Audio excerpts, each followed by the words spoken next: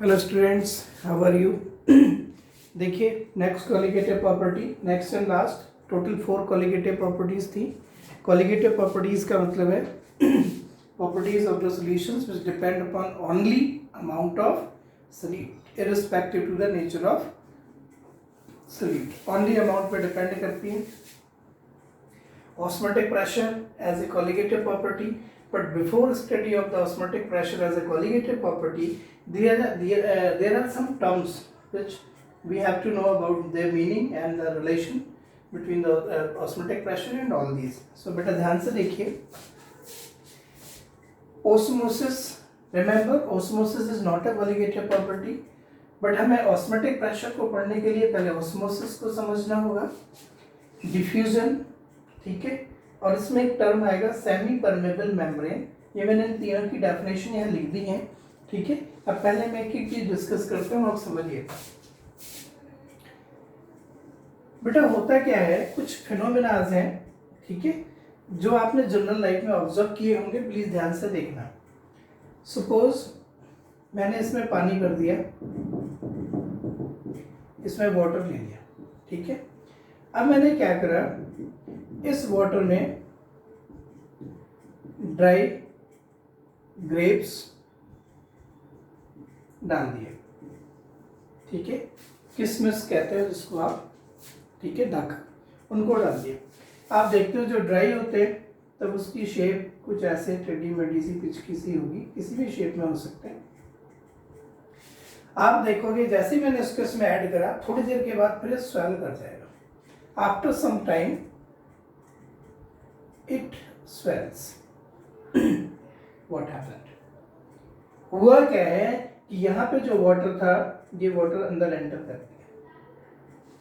Similarly, take another example. If you take salted water, ठीक है, and take a fresh grapes, एक ताजा grapes इसमें डाल दो, ठीक है। आफ्टर सम टाइम आप देखोगे इट श्रिंक्स। ये जो है ग्रेप श्रिंक कर गया। That means some water is coming out from the inside to the outside. Similarly if you take water and take a boiled egg ले लो and remove its outer skin, जो उसके बाहर कैल्शियम कार्बोनेट जैसी layer लगी होती है वो हटा दीजिए। उसके बाद इसको पानी में डाल दीजिए। अगर आप एग को पानी में डाल दोगे, बॉइल्ड एग को आउटर स्किन हटाने के बाद, तो देखोगे स्वेल कर गया। बट ऐसे तमाम फिनोमेनाज हैं जो अकर करती है। बेसिकली इन सब में हुआ क्या है, the flow of solvent molecules. इस केस में सॉल्वेंट मॉलिक्यूल सॉल्वेंट से इनसाइड जा रहा है। इस केस में जो सॉल्वेंट मॉलिक्यूल्स वाटर है वो इनसाइड से बाहर आ रहे हैं। और इस केस में भी जो सॉल्वेंट मॉलिक्यूल्स है वो एग के अंदर जा रहे हैं, इसलिए एग स्वेल कर जाता है, ठीक है। कई बार आपने देखा होगा, कपड़े अगर धुले हो आपने, काफ़ी देर तक टाइम लगाया हो, आजकल लॉकडाउन पीरियड है, धीरे धीरे बोल रहा हूँ, लॉकडाउन पीरियड है, तो कई बार मुझे भी कपड़े धो लेता हूँ, अपना टाइम भी पास हो जाता है, don't understand any other thing. तो मैं देखता हूँ कि मेरे जो ना फिंगर्स हैं, ठीक है, वो श्रिंक कर गई, पिछड़ जाती है कई जगह से। दैट मीन्स इसके अंदर से वाटर बाहर आ जाता है, ठीक है। और आपने देखा होगा एक कॉमन सा एग्जाम्पल, कई बार जैसे कभी ना पैरों में स्वेलिंग आ जाए, डॉक्टर भी एडवाइस करते हैं, पैरों में स्वेलिंग आ गई तो डॉक्टर कहते हैं घर पे जाओ, गर्म पानी करो, उसमें सॉल्ट डालो और फिर अपने पैरों को उस नॉर्मल हीटेड वाटर, जो नॉर्मली जो बहुत ज़्यादा गर्म नहीं है, उसमें सॉल्टेड वाटर में रखो थोड़ी देर। आप देखते हो थोड़ी देर बाद आपके पैर सही हो गए, क्योंकि जो स्वेलिंग आई है, जो पानी भर गया था अंदर, वो बाहर निकल गया। All these phenomenas are called osmosis. इन सब में सॉल्वेंट मॉलिक्यूल फ्लो हुआ है, और किधर से किधर फ्लो हुआ है, जरा ध्यान देना। Solvent molecules flowing from solvent to solution, from low concentration to high concentration. बेटा इसी चीज का नाम है osmosis. the phenomena of the flow of solvent. Remember, the phenomena of the flow of solvent molecules through a semi-permeable membrane. ये जो इनकी wall है, outer skin of the dry grapes, outer skin of the grapes, outer skin of the egg, it acts as a semi-permeable membrane. Membrane is what? Membrane is just like a filter. Semi-permeable membrane, सुनना ध्यान से, semi-permeable membrane is the membrane which allows only to the flow of solvent molecules, from solvent to solution or from low concentration to high concentration. Semi-permeable membrane क्या है? It allows only to flow solvent molecules, not to solute. ये solute को move नहीं करने देता, इसके जो holes है वो बहुत ही स्मॉल orifice हैं, allows only to flow of solvent molecules. So when solvent molecules start flowing from low concentration to high concentration or from solvent to solution, then it is called osmosis. Biology में कुछ बच्चों ने पढ़ा होगा इस topic को. These are some examples: pig's bladder, parchment paper. These are the natural example of semi-permeable membrane. Cellophane, it's a synthetic, ठीक है, chemical. Gelatinous, this is the artificial, इसमें gelatin लेते हैं और उसके ऊपर कॉपर फेरोसाइनेट की लेयर लगा देते हैं. So these are the semipermeable membrane. यहाँ पे बेटा इसकी जो वॉल है ये सेमी परमेबल मेम्ब्रेन का काम करती है. वाटर इनसाइड एंटर कर गया, so the flow of the solvent molecules from solvent to solution through semipermeable membrane. That's why dry grapes become larger volume और swell up करके. This phenomena called osmosis. And remember, osmosis is a natural phenomena. Osmosis is the spontaneous phenomena, and osmosis is the normal phenomena when it occurs when this situation is occurred. That means when solvent and solutions are separated through semi-permeable membrane. अब मैं इसको एक दूसरे diagram के through आपको समझाता हूँ. Suppose मैंने यहाँ पे एक बड़ा सा कंटेनर लिया. इस कंटेनर के मिडिल पे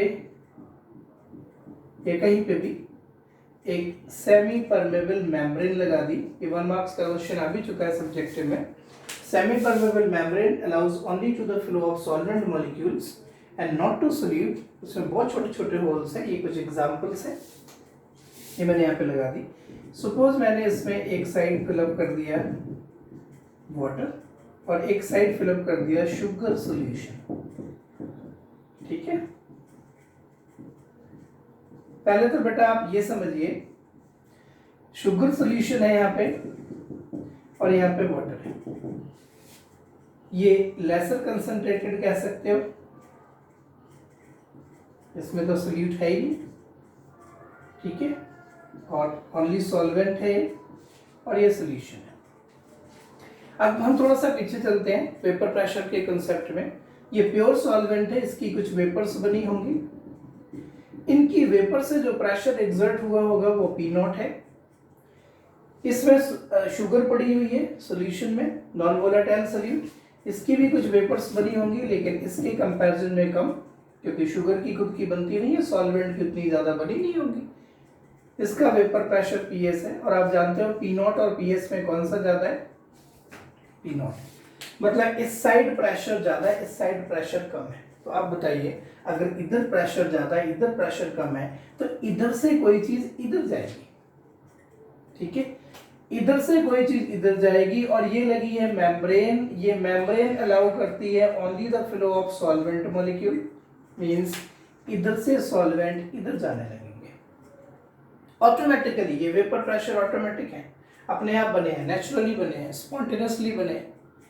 सो ध्यान से सुनना, the phenomena, the spontaneous phenomena, बल्कि the spontaneous phenomena of movement of solvent molecules from low concentration or solvent side to the high concentrated solution through semi-permeable membrane is called osmosis. समझ गए? यहाँ पे एक वर्ड और आता है, कई बार सब्जेक्टिव में ओस्मोसिस और डिफ्यूजन में डिफरेंस पूछते थे। सेमी परमेबल मतलब समझ गए। एक टर्म मेम्ब्रेन है, मेम्ब्रेन का मतलब ये है उसमें कोई रिस्ट्रिक्शन नहीं है, सॉल्वेंट भी जा सकते हैं, सोल्यूट भी जा सकते हैं, और ना ही उसमें ये रिस्ट्रिक्शन है कि लो कंसंट्रेशन से हाई कंसंट्रेशन जाना है या हाई से लो में जाना है। इसी फिनोमेना को डिफ्यूजन बोलते हैं। डिफ्यूजन का मतलब है मिक्सिंग। डिफ्यूजन में क्या है, कोई भी चीज कहीं से किधर भी जा सकती है, मिक्सअप हो सकती है। Diffusion is the phenomena in which solute solvent from either side can be mixed, ठीक है, थ्रू मेम्ब्रेन। या हो सकता है मेम्ब्रेन भी ना होगा, दो चीजें मिक्सअप कर दो। Understand? So this is diffusion, this is osmosis. These are some example of osmosis.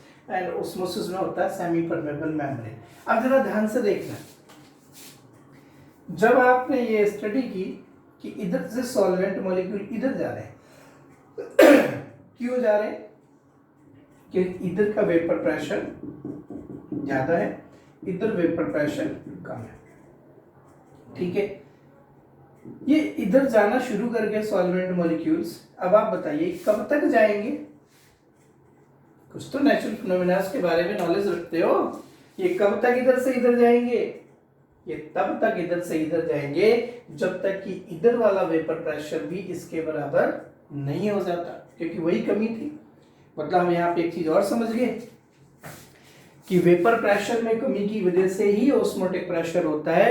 मतलब वेपर प्रेशर में जो लोअरिंग है उसी से ऑस्मोटिक प्रेशर को रिलेट कर सकते हैं। मतलब ये फिनोमेना भी एक कॉलिगेटिव प्रॉपर्टी है। It relates with the relative lowering in vapour pressure. अगर आप यहाँ पे सोल्यूट की अमाउंट बढ़ाते जाओगे, वेपर प्रेशर कम होता जाएगा। वेपर प्रेशर जितना कम होगा, लोअरिंग उतनी कम होगी, ठीक है। So next comes to the osmotic pressure. Please ध्यान देना, जब सॉल्वेंट इधर से इधर जा रहा है, ठीक है, मतलब इसके वेपर प्रेशर की कमी को रिकवर कर रहा है। अब आपने करना क्या है, यहाँ पे एक पिस्टन लगा दो, मूवेबल पिस्टन, कोई वेट नहीं रखा हमने इसमें। सॉल्वेंट इधर से इधर जाई जा रहा है, पिस्टन इधर से इधर मूव करेगा, ऊपर की तरफ चलता जाएगा, क्योंकि इधर से सॉल्वेंट पानी इधर जा रहा है, लेवल इसका बढ़ेगा। अब आप यहाँ पे इतना एक्सटर्नल प्रेशर लगा दो, दैट एक्सटर्नल प्रेशर, ताकि ये सॉल्वेंट इधर से इधर ना जाए। मतलब ध्यान से सुनना, osmotic pressure defined as the external pressure which is applied to the higher concentrated solution side, which is applied to the higher concentrated solution side, so that to stop the flow of solvent molecules from low concentration to high concentration through semi-permeable membrane. मेरे कहने का मतलब है कि जब solvent molecules इधर से इधर जा रहे हो, आप इधर एक पिस्टन लगा करके इतना प्रेशर लगा दो कि वो सॉल्वेंट इधर से इधर ना जाए और जो इनके वेपर प्रेशर में कमी थी वो पूरी हो जाए। दैट मीन्स ऑस्मोसिस ना हो। So what is osmotic pressure?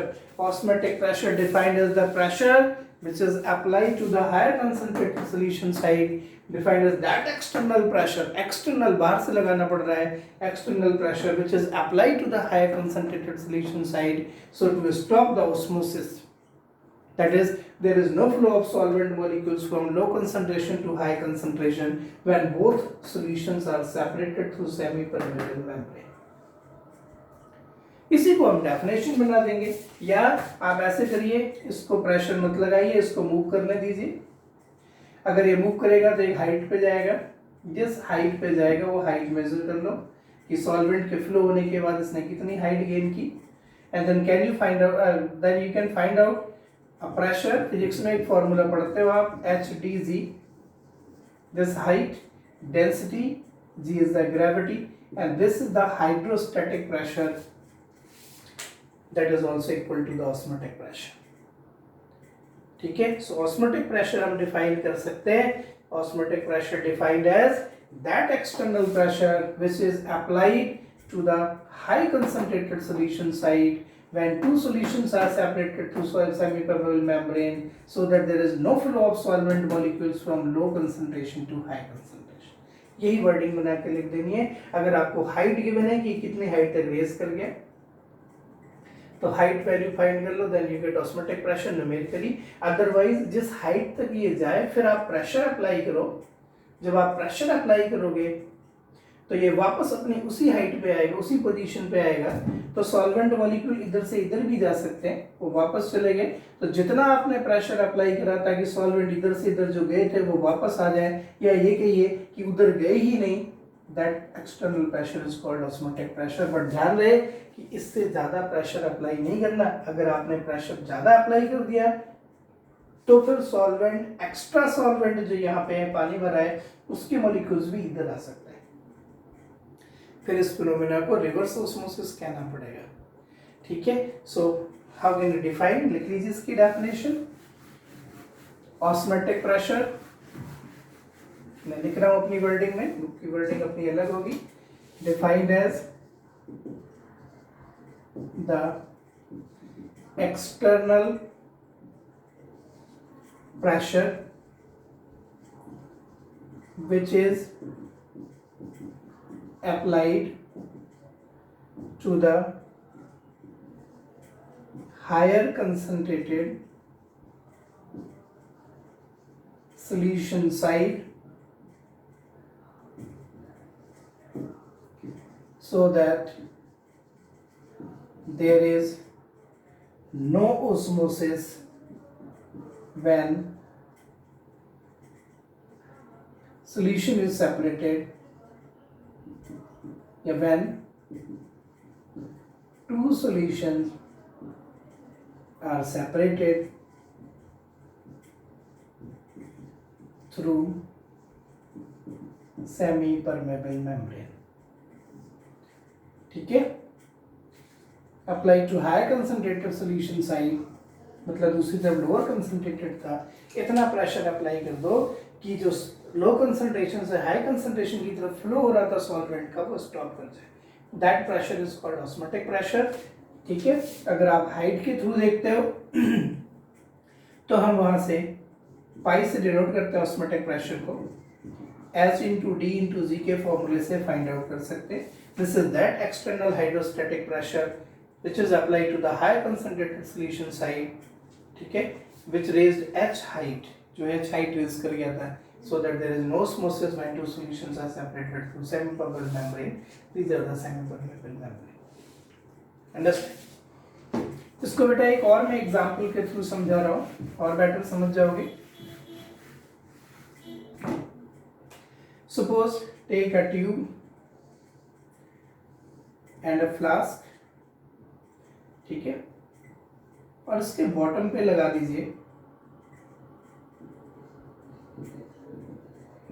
Semi permeable membrane, इसमें भर दीजिए शुगर सॉल्यूशन। ठीक है, ये भरा है शुगर सॉल्यूशन, पूरा भरा है। ये जो ट्यूब है इसमें मैंने मार्क कर दिया है, इसमें हाइट मेंशन है। ठीक है, 0 1 2 3 4 ऐसे कुछ किसी भी स्केल में मेंशन है।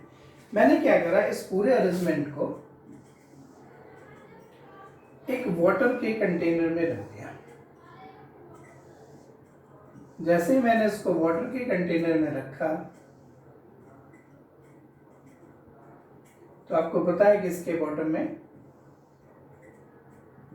सेमी परमेबल मेम्ब्रेन था, ये वाटर है, और जहां सेमी परमेबल मेम्ब्रेन मिला, ये सॉल्यूशन है हायर कंसंट्रेटेड, ये वाटर इसके अंदर एंटर करना शुरू कर गया due to osmosis. Solvent molecules start flowing from low concentration to high concentration, और फिर बेटा इसमें एक पर्टिकुलर हाइट तक वाटर रेस कर गया। ठीक है, फाइंड आउट दिस हाइट। जब आपने इसको इसमें रखा और फिर इस हाइट के लिए फिर ये फॉर्मूला लगा दीजिए, ये फिजिक्स में फॉर्मूला पढ़ाया जाता है, P=SdG, इसको osmotic pressure. So this is the hydrostatic pressure. समझ गए, ऐसे फाइंड आउट कर सकते हैं ऑस्मोटिक प्रेशर। बट आपको पता हो क्या ऑस्मोसिस क्या है। ऑस्मोटिक प्रेशर को फाइंड आउट करने का आपको एक एक्सपेरिमेंटल तरीका भी बता रहा हूं मैं।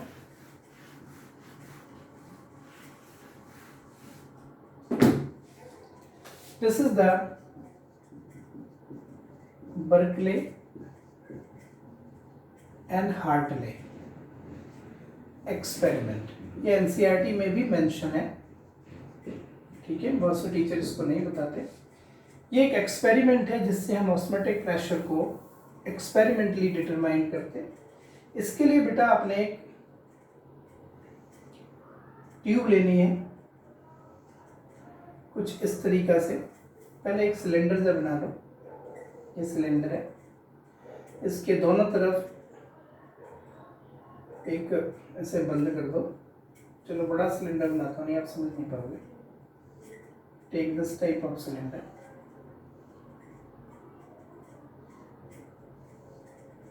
कुछ ऐसे। इसके बीचों बीच एक सिलेंड्रिकल पाइप डाल दो, ठीक।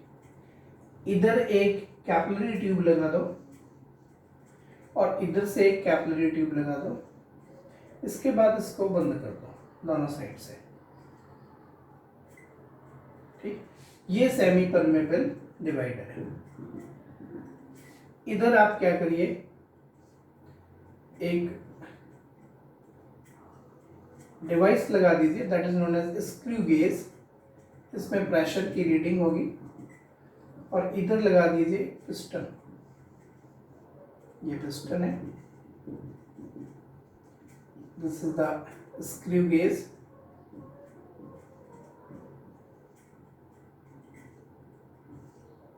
बल्कि sorry, not screw gauge, it's a pressure gauge, ठीक है।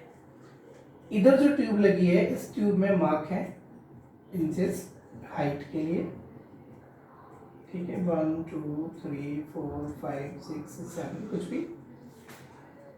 अब आप क्या करिए, इधर साइड सॉल्यूशन फिलअप कर लीजिए। सिलेंडर में सॉल्यूशन भरा है और जो बीच का ये पाइप है जिसमें सेमी परमेबल मेम्ब्रेन लगी है, एक बार डायग्राम कर समझ।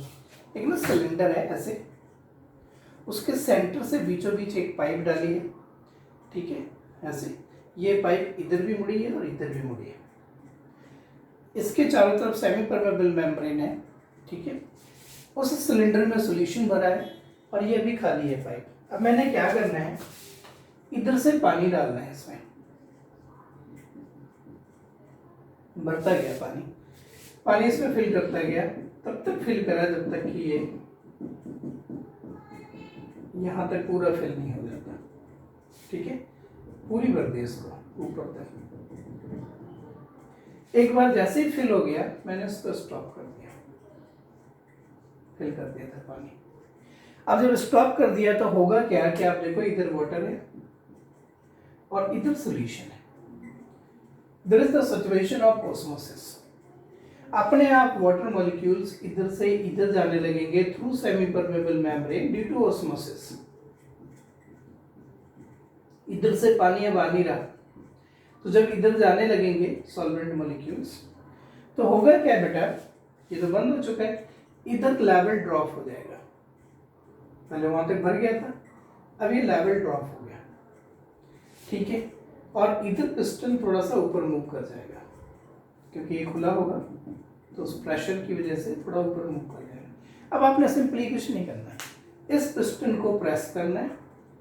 जब आप पिस्टन को प्रेस करोगे तो होगा क्या कि जो सॉल्यूशन में वाटर मॉलिक्यूल्स आए हैं वो उधर से इधर आने लगेंगे वापस। नेचुरली तो गए थे, लेकिन जब हम प्रेशर अप्लाई करेंगे पिस्टन के थ्रू, मूवेबल पिस्टन है, तो वाटर मॉलिक्यूल्स वापस आएंगे। आने दीजिए, इधर तो बंद है, ऑब्वियसली इधर लेवल वापस बढ़ने लगेगा। आप ये देखते रहिए कि ये लेवल जितनी हाइट ये थी, कितनी देर में वो लेवल गेन करता है। जैसे ही लेवल गेन हो जाए, बस आपने इस प्रेशर गेज की रीडिंग ले लेनी है। इसमें जो प्रेशर शो हो रहा होगा वही ऑस्मोटिक प्रेशर है। या फिर ये कितनी हाइट ड्रॉप कर गया था आफ्टर ऑस्मोसिस, वो हाइट नोट कर लीजिए और फिर इस फॉर्मूले से लगा दीजिए HdG, ठीक है। प्रेशर बहुत ज्यादा नहीं लगाना है। अगर आप प्रेशर इतना लगा दो कि पानी से बाहर निकलने लग जाए, that is the case of reverse osmosis. That is what is reverse osmosis, ये ऑस्मोसिस है। What is reverse osmosis? Reverse osmosis क्या है कि हम सॉल्यूशन में कितना प्रेशर लगा दें कि सॉल्वेंट मॉलिक्यूल्स सॉल्यूशन से सॉल्वेंट की तरफ जाने लगे। Definitely it is not a natural phenomena. Reverse osmosis का जो कंसेप्ट है, आरओ, हमारे घरों में जो पानी का फिल्ट्रेशन होता है, आरओ का नाम सुना है? फुल फॉर्म जान गए आरओ का? Reverse osmosis. तो ये जो बेटा प्रोसेस चलता है रिवर्स ऑस्मोसिस का, ये जो फिल्ट्रेशन है पानी का, या समुद्र के पानी को जो पीने लायक पानी बनाते हैं, that is called desalination of sea water.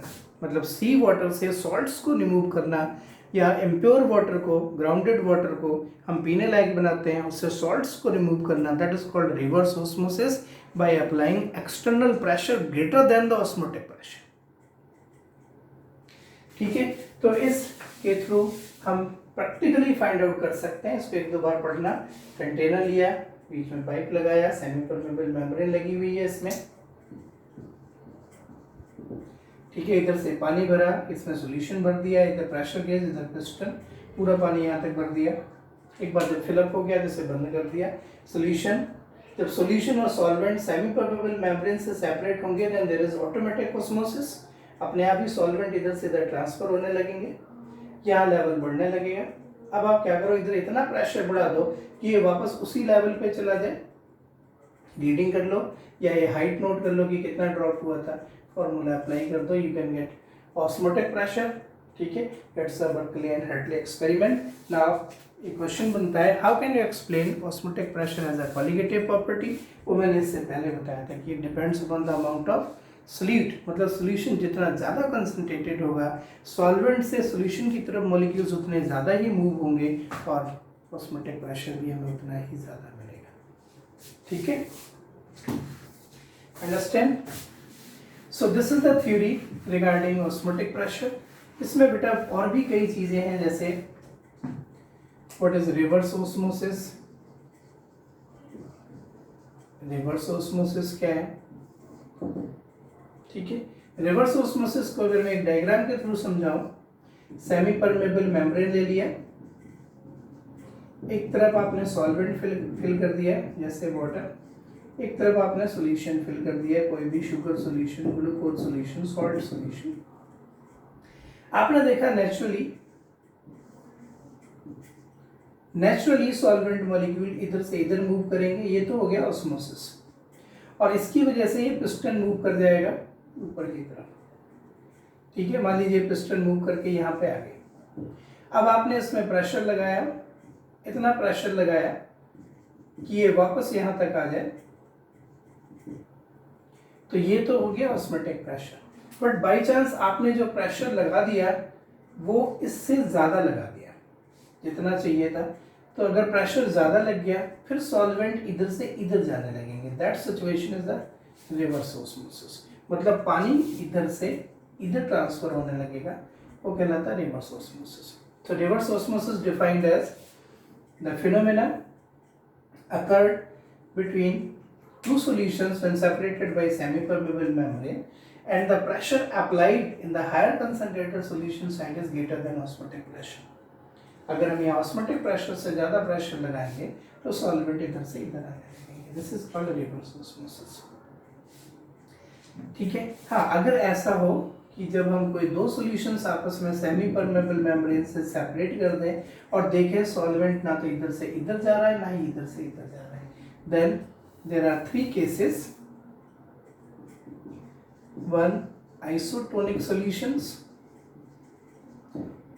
Those solutions are called isotonic solutions which have same osmotic pressure.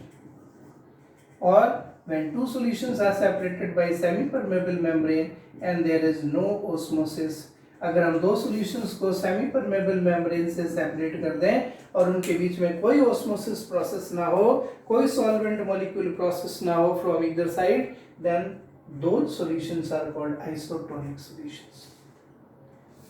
ठीक है, जबकि कोई ऐसा सॉल्यूशन जिसका ऑस्मोटिक प्रेशर ज्यादा है, ज्यादा वाला कहलाता है hypertonic, hypertonic solutions are those which have greater osmotic pressure, और जिसका ऑस्मोटिक प्रेशर कम होता है इट इज कॉल्ड हाइपोटोनिक। ये 3 वर्ड्स हैं। So what is reverse osmosis? What is isotonic solutions? What is hypertonic solutions? What is hypotonic? Isotonic when equal pressure, hypertonic the greater pressure, hypotonic जिसका pressure कम हो, and reverse osmosis is the reverse phenomena of osmosis. That means when we applied pressure in the higher concentrated solution side greater than osmotic pressure, then solvent molecules start moving from high concentrated solution to low concentrated solution. ठीक है, क्योंकि osmosis है when solvent molecules start from low concentration to high, this is osmosis, and from high to low, this is reverse osmosis. Osmosis is a spontaneous or natural phenomena. Reverse osmosis is not spontaneous. We have to apply pressure, we have to apply work. RO में पानी अपने आप filter नहीं होता, हमें electricity चाहिए। ठीक है, अब बेटा इसके न्यूमेरिकल्स, इसमें एक साइंटिस्ट ने यहाँ पे एक रोल प्ले करा। The name of scientist is Van't Hoff. इन्होंने अपनी एक थ्योरी दी that is known as Van't Hoff theory. ठीक है, वैसे सब्जेक्टिव पार्ट में नहीं है थ्योरी। वॉन्टॉफ ने कहा कि किसी भी सॉल्यूशन का ऑस्मोटिक प्रेशर उस सॉल्यूशन में जो कंसंट्रेशन है उसके डायरेक्टली प्रोपोर्शनल होता है। Osmotic pressure of the solution is directly proportional to the concentration of the solution. और ये आपने कंसंट्रेशन लेनी है मोलैरिटी में, इसमें लेनी है मोलैरिटी में। इसके बाद इन्होंने ये भी कहा कि osmotic pressure also found to be directly proportional to temperature. Temperature के भी प्रोपोर्शनल है और इसके भी प्रोपोर्शनल है। दोनों को अगर मैं कंबाइन कर दूं then pi proportional to C into T, और फिर प्रोपोर्शनलिटी का साइन रिमूव करूं then there is the constant S known as solution constant. Actually Van't Hoff ने कह रहा क्या था, जो आपको इसकी रियलिटी बताऊं वो ये है, C is the concentration, T is the temperature, S is the solution constant. Van't Hoff ने करा क्या था, आपको याद होगा गैसियस स्टेट में आपने एक फॉर्मूला पढ़ा था, PV is equal to nRT, ideal gas equation. Ideal gas equation is applicable for only ideal gases. इन्होंने क्या करा कि आइडियल गैसेस के कंसेप्ट को सॉल्यूशन में अप्लाई करा। आपको याद होगा Boyle's law, pressure of the gas is directly proportional to the concentration, मतलब नंबर ऑफ मोल्स पर यूनिट वॉल्यूम, और रेसिप्रोकल टू वॉल्यूम। वही कंसेप्ट यहाँ पे यूज करे वॉन्टॉफ ने। तो फॉर्मूला दिया है इन्होंने, ये लिखने को कभी नहीं आएंगे बट फिर भी आप समझ लीजिए। Osmotic pressure of the solution is found to be directly proportional to the concentration of the solution, that is the molarity, and osmotic pressure is directly proportional to temperature. दोनों को कंबाइन कर देंगे तो osmotic pressure proportional to concentration into temperature. Proportionality sign remove करोगे, proportionality हटाओगे तो constant आ जाएगा। And now this formula becomes pi is equal to CST, S is what, solution constant, और बेटा आप हैरान होगे इस S की जो वैल्यू है 0.0821 लीटर एटमॉस्फेयर पर मोल पर केल्विन, ये वही वैल्यू है जो R की वैल्यू होती थी। ये R ही है बट गैसेस के लिए R है और सॉल्यूशन के लिए solution constant. Pi is equal to C is the concentration. Concentration can be written as N over V, number of moles per unit volume, S into T। तो इसको आप अगर V को इधर ले आओ तो ये फॉर्मूला बनता है जैसे PV is equal to nRT हो गया। ठीक है, इसके न्यूमेरिकल्स यहाँ से फाइंड आउट कर सकते हो। Pi into V, N number of moles को लिख लो, weight of the solute divide by molecular weight into S into T। ठीक है, इसे सॉल्यूशन इक्वेशन भी कह सकते हो। और अगर ये मोलैरिटी आपको पूरी की पूरी गिवन है फिर तो कोई बात ही नहीं है। एस की वैल्यू ये लेनी है, टेम्परेचर आपको गिवन होगा केल्विन में रखना है, पाई प्रेशर है, ऑस्मोटिक प्रेशर है, कई बार हमें वेट निकालना होता है, मोलिकुलर वेट निकालना होता है, तो बाकी चीज़ें हमें गिवन होंगी। वॉल्यूम लीटर में लेना है क्योंकि एस की वैल्यू लीटर एटमॉस्फेयर में, इस पे बेस्ड न्यूमेरिकल्स हैं, ठीक है। तो इसमें ना कुछ चीज़ें और भी हैं थ्योरेटिकली, जैसे what is the biological significance of osmosis या ऑस्मोटिक प्रेशर। आपने देखा है कई बंदों का बीपी हाई हो जाता है, लो हो जाता है। आप देखते हो अक्सर डॉक्टर एडवाइस करता है कि जिसका ब्लड प्रेशर हाई है उसे सॉल्ट कम खाना चाहिए, जिसका ब्लड प्रेशर कम है वो सॉल्ट ज़्यादा ले सकता है। This all concept is based upon osmotic pressure, ठीक है। क्योंकि हमारी बॉडी में ब्लड सेल्स आरबीसीज के साथ प्लाज्मा होता है और उसके बीच में जो मटेरियल है स्किन है वो एसपीएम, मतलब हम कह सकते हैं सेमी परमेबल मेम्ब्रेन होती है। तो वाटर के ट्रांसफर से प्रेशर कम या ज़्यादा हो सकता है। ये आपने सिग्निफिकेंस रीड करने बुक में दिए, मैं पेज भेज भी दूंगा आपको, ठीक है, उससे आप देख लीजिएगा। And please watch the video very attentively, attach with earphone, silently सुनिए, कॉपी पेज खोल के रखिए और उसको पहले एक दो बार देख लीजिए, देन बुक रीड करिए। न्यूमेरिकल्स इसके सभी इन फॉर्मूलों पे बेस्ड है, ठीक है। ये मैं आपको सॉल्व करके एक बार सेंड भी कर दूंगा, बट एक बार आप देखिए, ठीक है। होपफुली ये आपको पूरा अच्छे से समझ आ जाएगा, ठीक है। इसके बाद एक टॉपिक और रह गया, वो हम बाद में देखेंगे, but please watch the video. और हाँ, जिनके पास बुक्स नहीं है प्लीज़ बुक्स ले लो, okay. Thank you very much.